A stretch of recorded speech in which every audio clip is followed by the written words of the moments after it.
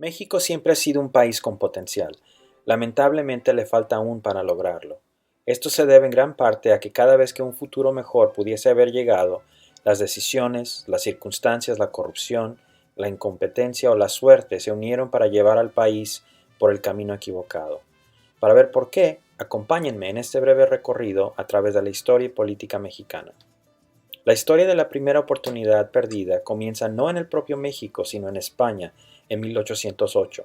En ese momento la corona española se enfrentaba a una crisis porque gracias a una serie de eventos complejos, Napoleón había invadido España e intentado imponer como rey a su hermano, José Bonaparte.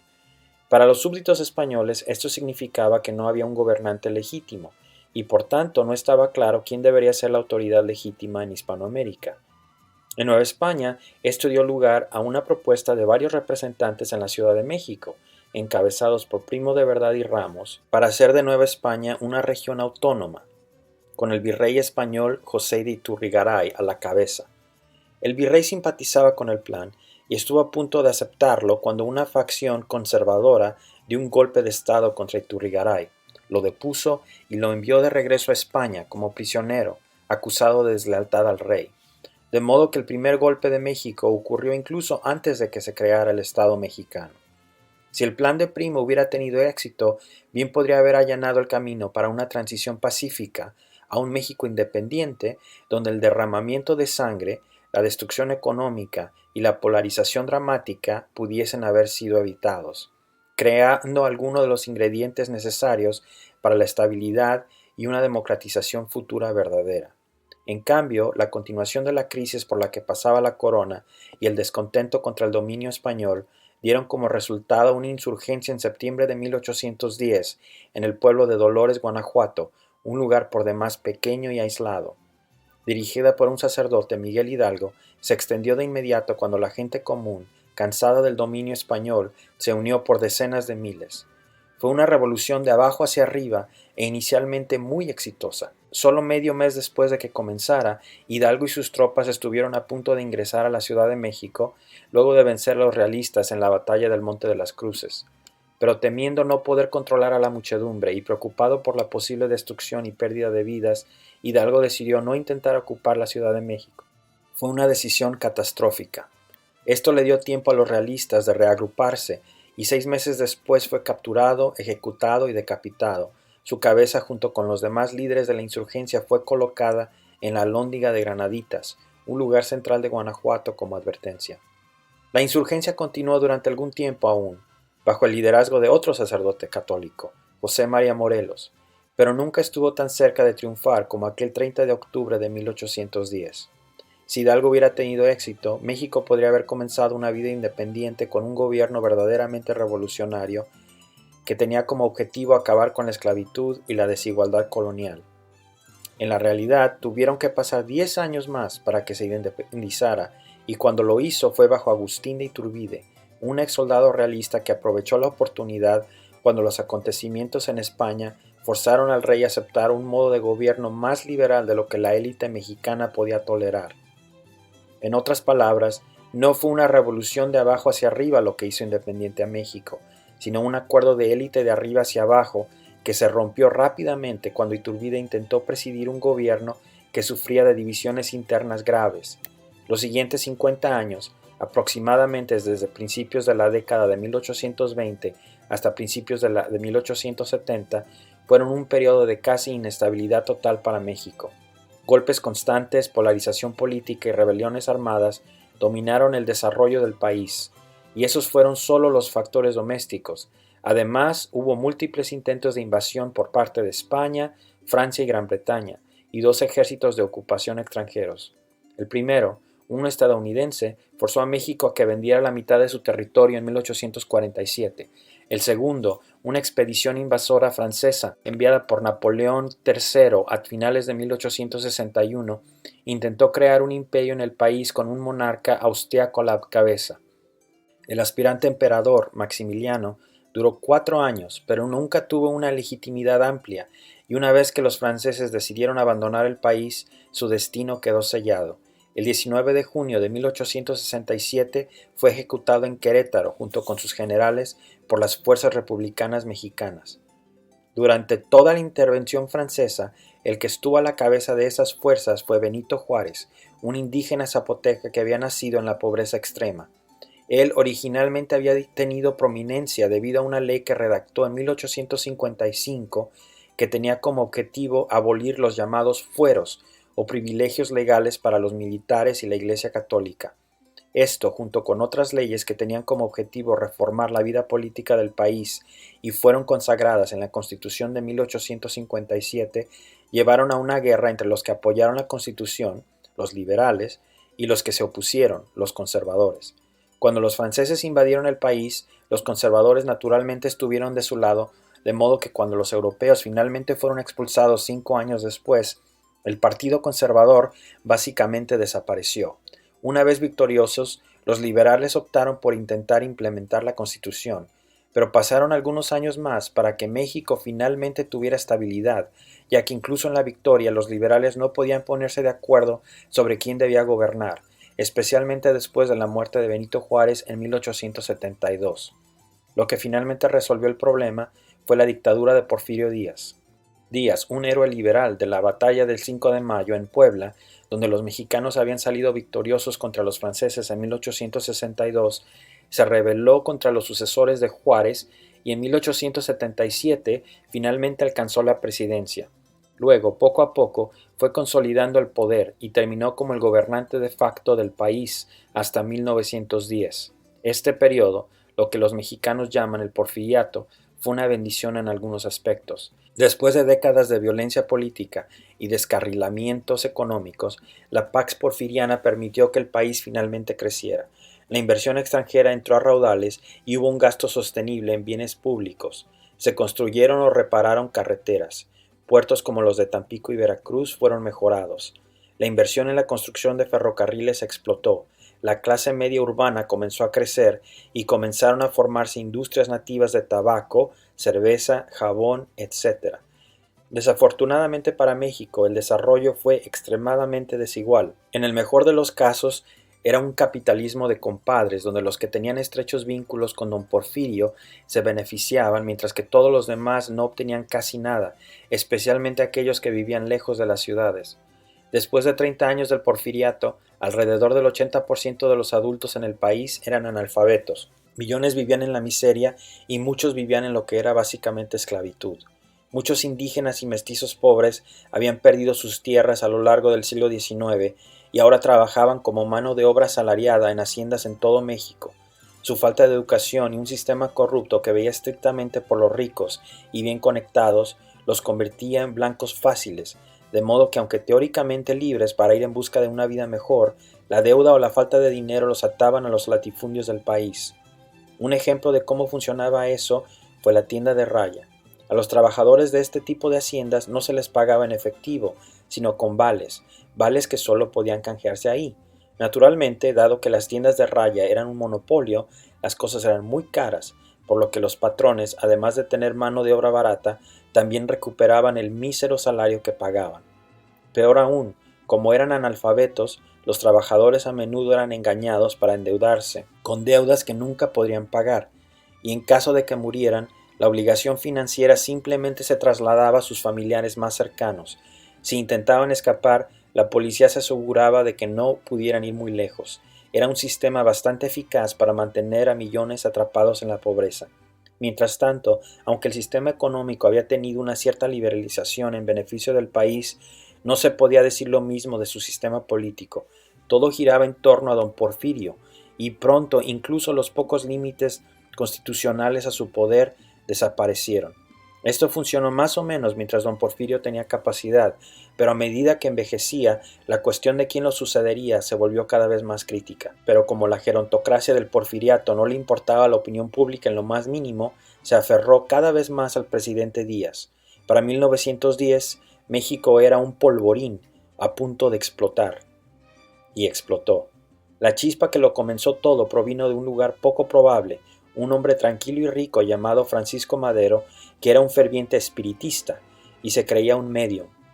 Inspirado por lo que él creía eran las comunicaciones con su hermano menor fallecido, además del señor Benito Juárez, Comenzó a desafiar al régimen de Díaz y escribió un libro que tuvo un impacto mayor en la política mexicana. El libro, llamado Sucesión Presidencial en 1910, esbozó muchos de los problemas del régimen de Díaz y estableció una plataforma antirreelección. Casi de la noche a la mañana la popularidad de Madero estalló. La gente de todo el país comenzó a llamarlo el apóstol de la democracia. Si hubiera habido elecciones libres y justas, probablemente hubiera ganado, lo que naturalmente a don Porfirio no le gustó nada, por lo que hizo encarcelar a Madero, pero se le escapó. Una vez libre, Madero huyó a los Estados Unidos, se declaró presidente provisional de México y llamó a los mexicanos a iniciar una revolución el 20 de noviembre. Por miles la gente atendió su llamado. Había comenzado la Revolución Mexicana. El porfiriato entonces fue otra oportunidad perdida. El problema de la estabilidad se resolvió, pero a costo de la democracia. México lo pagaría caro en la próxima década. Durante ese tiempo murieron entre 3 y 4 millones de personas, 200,000 refugiados huyeron al exterior, la mayoría a Estados Unidos, y además se destruyeron innumerables propiedades. Pero eso todavía estaba en el futuro. Por el momento la revolución de Madero se veía esperanzadora. Solo 6 meses después del inicio de la rebelión, las derrotas militares, especialmente la de Ciudad Juárez, convencieron a don Porfirio de que era hora de salir de escena. Renunció a la presidencia y se fue a Francia para no volver jamás. Madero se convirtió en presidente poco después. El problema era que, idealista como era, tenía exactamente lo que uno necesita para una revolución, pero no para gobernar. Solo 2 años después, en 1913, Madero enfrentó un golpe de Estado y puso al tipo equivocado a cargo de sus defensas, Victoriano Huerta. En lugar de acabar con los golpistas, Huerta traicionó a Madero, lo asesinó junto con su vicepresidente José María Pino Suárez y se puso al mando. El tipo probablemente aspiraba a convertirse en un nuevo don Porfirio, pero la sed de cambio del país era demasiada, y Huerta pronto enfrentó insurrecciones de exmaderistas y otros. La revolución desde abajo venía liderada por hombres como Pancho Villa y Emiliano Zapata, hombres con poca educación formal que eran la personificación de todas las personas que habían quedado atrás durante el porfiriato. Pero también venía guiada por algunos hombres ricos y cultos, como Venustiano Carranza, que tenían sus propias razones para odiar a don Porfirio y a Victoriano Huerta. Dado el contraste, naturalmente tenían ideas muy diferentes sobre lo que se debía hacer en México, por lo que inevitablemente, después de deshacerse de Huerta, los principales bandos revolucionarios se volvieron contra sí mismos. Regresaron los viejos desacuerdos sobre quién debía gobernar y con ellos la inestabilidad política. De un lado estaban Villa y Zapata, del otro Carranza junto a sus principales partidarios, Álvaro Obregón y Plutarco Elías Calles. Si bien hubo suficiente tregua para redactar una nueva constitución en 1917, la violencia continuó hasta bien entrada la década de los 20. Primero en irse fue Emiliano Zapata. Una traición lo llevó a una trampa mortal en abril de 1919. Luego fue Carranza quien cometió el error de intentar imponer un civil al país por encima de Obregón o Calles, por lo que sus antiguos colaboradores se levantaron contra él y lo asesinaron en mayo de 1920. Villa fue el último en morir. Había sido neutralizado militarmente desde 1916, pero su leyenda era demasiado para sus enemigos que temían que les causaría problemas, por lo que fue asesinado en 1923. Para 1928, los únicos 2 poderosos revolucionarios que quedaban eran Calles y Obregón, pero había un problema.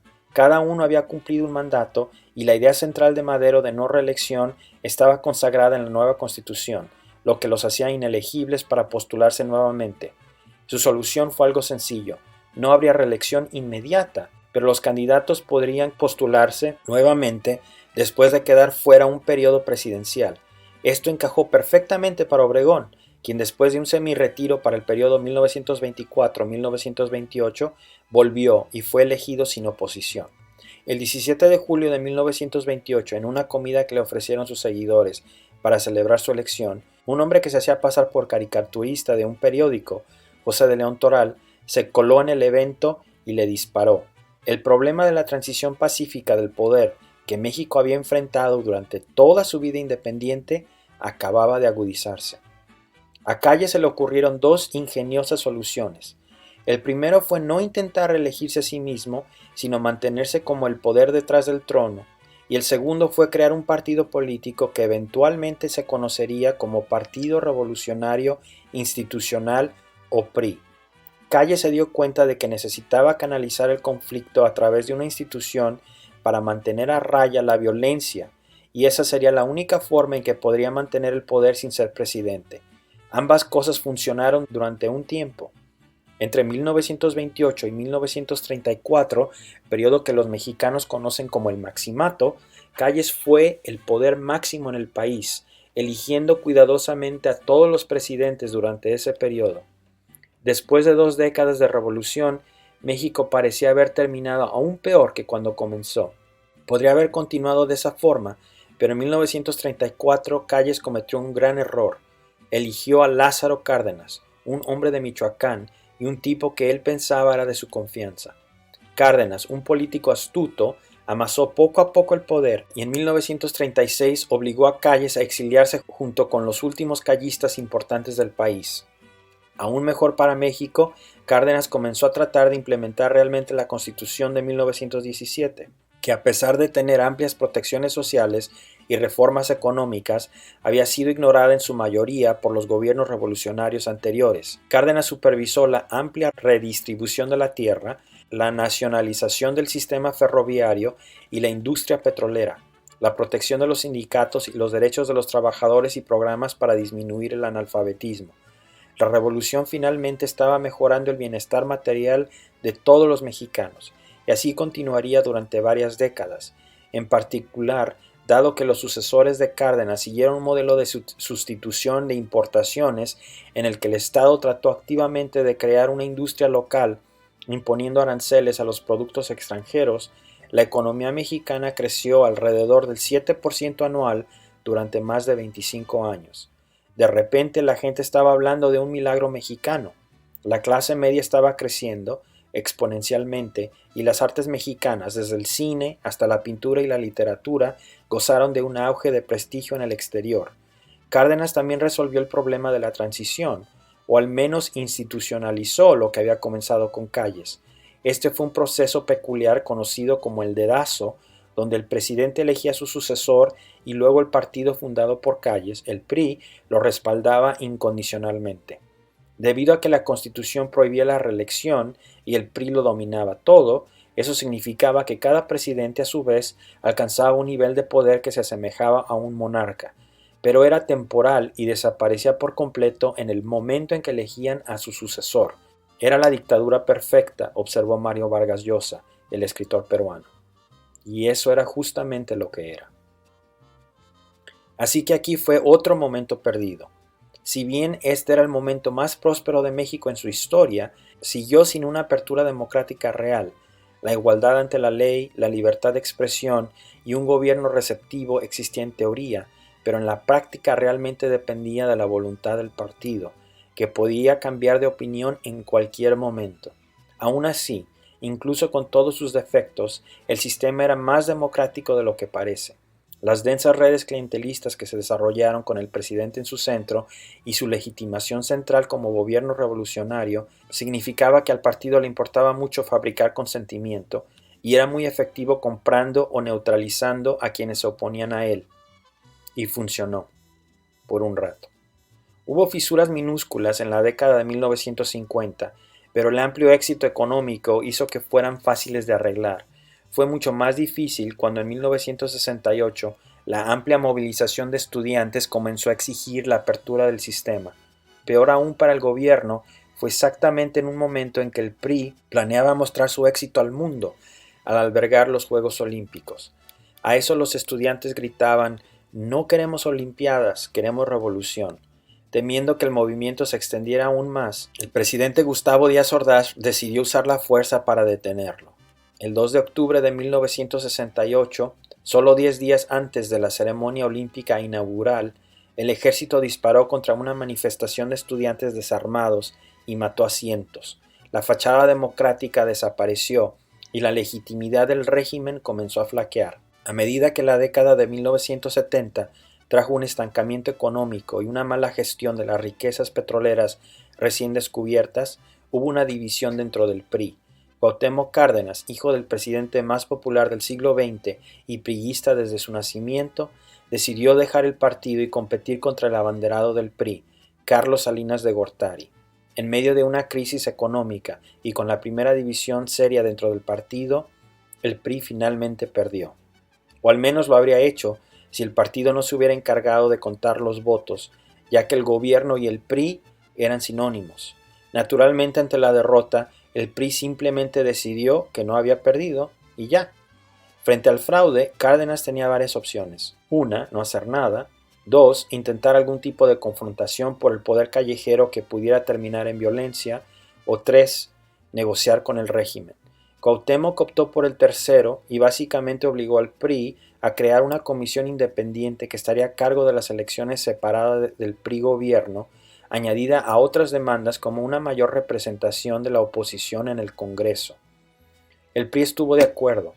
Desde principios de la década de 1990 en adelante, el sistema finalmente comenzó a abrirse y la oposición comenzó a lograr avances sostenibles.